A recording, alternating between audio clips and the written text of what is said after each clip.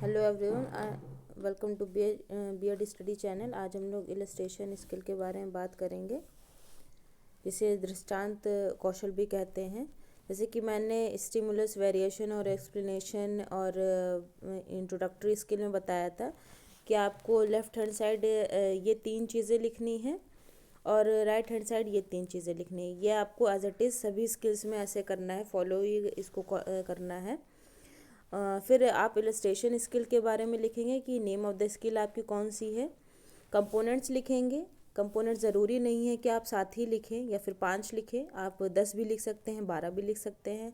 लेकिन जो कंपोनेंट्स आप यहाँ पे लिखेंगे वो आपकी स्किल्स को बता रहे हों, स्किल्स को डिनोट कर रहे हों। जो भी स्किल आप बना रहे हैं, इंट्रोडक्टरी हो, स्टिमुलस हो, एक्सप्लेनेशन हो, आपकी कोई भी स्किल हो सकती है, क्वेश्चनिंग स्किल हो, रीइंफोर्समेंट स्किल हो, ऑब्जेक्टिव राइटिंग स्किल हो, तो वो कंपोनेंट्स आपकी इस स्किल को, कोई भी जो स्किल आप यहाँ पे कर रहे हैं उस स्किल को जस्टिफाई करें, उस स्किल को बताएं कि इस स्किल में होता क्या है ना। ये नहीं कि कंपोनेंट्स आपने एक्सप्लेनेशन के लिखे हों और आपने यहाँ पे इलस्ट्रेशन लिख दिया, तो ये पूरी तरीके से गलत हो जाएगा। तो जो आप यहाँ पे कंपोनेंट्स लिखेंगे तो वो उसको जस्टिफाई नहीं कर पाएंगे, वो बता नहीं पाएंगे कि आप कौन सी स्किल यहाँ पे लिख रहे हो फिर, है ना। आपने यहाँ पे कौन सी स्किल लेकर के लिखा हुआ है।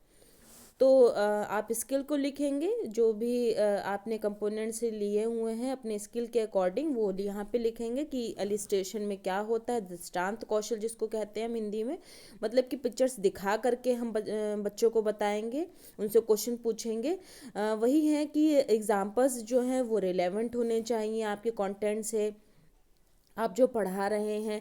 सिंपल एग्जाम्पल्स होने चाहिए, बच्चों को समझ में आए ऐसे एग्जाम्पल्स होने चाहिए। बहुत ज़्यादा टफ एग्जाम्पल्स नहीं होने चाहिए कि उनके लेवल से हाई हो, तो उनको समझ में ही नहीं आए कि आप टीचर हमारे क्वेश्चन क्या पूछ रहे हैं, आप क्या क्वेश्चन पूछ रहे हैं, है ना। तो इस तरीके से आपको कंपोनेंट्स लिखने हैं। फिर प्रेजेंटेशन आपको टेबल बनानी है। ये 4 आपको इस तरीके से आपको डिवाइड करके टेबल बना देनी है, जिसमें serial number, people, teacher, activity, people, activity, components आपको लिखने हैं। तब आप फर्स्ट क्वेश्चन जब आप पूछेंगे तो यहाँ पे लिखेंगे कि आपने कैसे, किस तरीके से इलस्ट्रेट किया, है ना। आप पिक्चर दिखा रहे हैं, एग्जाम्पल बच्चे को बता रहे हैं, अपने चार्ट दिखा रहे हैं, टीएलएम दिखा रहे हैं, टीचिंग लर्निंग मटेरियल बता रहे हैं, कोई भी ऑब्जेक्ट दिखा रहे हैं आप, तो वो आप यहाँ पर लिख देंगे कि शोइंग, जैसे कि यहाँ पे लिखा हुआ शोइंग ए पिक्चर, है ना। एक पिक्चर दिखा करके, एक चित्र दिखा करके बच्चों से क्वेश्चन पूछा जा रहा है। तो जब क्वेश्चन पूछा गया तो यहाँ पे बच्चों ने जो आंसर बताया वो आप आंसर लिख देंगे। कंपोनेंट्स वही हैं कि बच्चों ने किस तरीके से क्वेश्चन पूछा था, बच्चों से किस तरीके से आपने क्वेश्चन पूछा था, उसके क्या क्या कंपोनेंट्स थे। जैसे कि सिलेक्शन ऑफ सिंपल, जैसे यहाँ पे लिखा 1 to 5 लिखा हुआ है, तो selection of simple example and it's use आपने उसको फॉलो किया।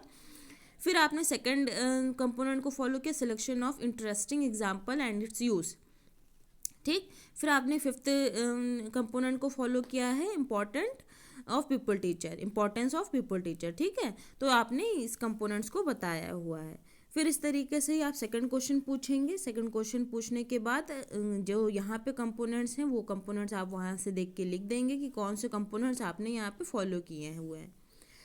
फिर आपने थर्ड क्वेश्चन आप पूछेंगे, जो बच्चे आंसर करेंगे तो उस आंसर को आप लिख देंगे यहाँ पे, जो कंपोनेंट्स हैं वही कंपोनेंट आप यहाँ पे लिख देंगे। फिर जब फोर्थ क्वेश्चन आप पूछेंगे तो फोर्थ क्वेश्चन में ऐसा आपको क्वेश्चन होना चाहिए कि वो प्रॉब्लमेटिक हो, आपका टॉपिक निकल के आना चाहिए, है ना। जो आपका टॉपिक है वो टॉपिक आपका निकल के आना चाहिए। सिंपल टू कॉम्प्लेक्स क्वेश्चन होने चाहिए और हर एक क्वेश्चन एक दूसरे से रिलेटेड होना चाहिए।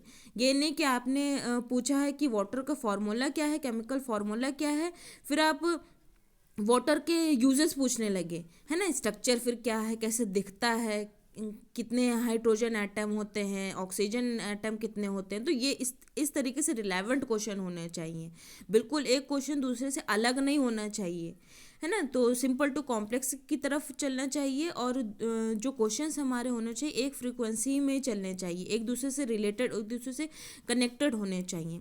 फिर आपको अपना टॉपिक निकालना है, प्रॉब्लमेटिक उसको क्वेश्चन को लिख देना है। जब आपको टॉपिक निकल करके आ जाएगा फिर आपको स्टेटमेंट ऑफ द एम बोल देना है, student today we will learn about waste water material. तो ये आपका इलस्ट्रेशन स्किल थी। आप जब इलस्ट्रेशन स्किल पे क्वेश्चन या अपना टॉपिक बनाएंगे, अगर आपको कुछ दिक्कत आती, मेन इम्पॉर्टेंट यहाँ पर यह है कि आप अपने टॉपिक को अंडरलाइन ज़रूर करिएगा। जब भी आप टॉपिक लिखेंगे, एलयू का पैटर्न है ये, आपको फॉलो करना है ना। तो अंडरलाइन ज़रूर करिएगा अपने टॉपिक को। अगर आपको कुछ भी इसमें प्रॉब्लम आती है, आप किसी भी टॉपिक से रिलेटेड क्वेश्चन नहीं बना पा रहे हैं, चाहे वो इलस्ट्रेशन कोई भी स्किल हो, कोई ज़रूरी नहीं इलस्ट्रेशन ही स्किल हो, कोई भी स्किल हो सकती है आपकी, 10 स्किल में से, 10 स्किल में से कोई भी स्किल हो सकती है। आपको कोई भी टॉपिक से रिलेटेड कोई भी दिक्कत आ रही हो, परेशानी हो, प्रॉब्लम हो, आपको क्वेश्चन नहीं समझ में आ रहे हो, क्योंकि जब स्टार्टिंग में हम क्वेश्चन बनाते हैं तो नहीं समझ में आता है कि हम कैसे बनाएं क्वेश्चन, किस तरीके से हम बना पाएँ, किस तरीके से फ्रेम करें। तो आप कमेंट में आप इजीली लिख सकते हैं कि आपको ये क्वेश्चन, ये इस तरीके से टॉपिक है, ये टॉपिक आप दे दीजिएगा, तभी मैं क्वेश्चन बना पाऊँगी, है ना। तो आप टॉपिक लिख दीजिएगा कि ये टॉपिक है और आप क्वेश्चन नहीं बना पा रहे हैं, तो उस पे भी मैं वीडियो बना करके आप अपलोड कर दूँगी, तो ईज़िली आप देख सकेंगे। तो ये वीडियो हम यहीं फिनिश करते हैं। प्लीज़ वीडियो को लाइक करिए और सब्सक्राइब करिए। Thank you.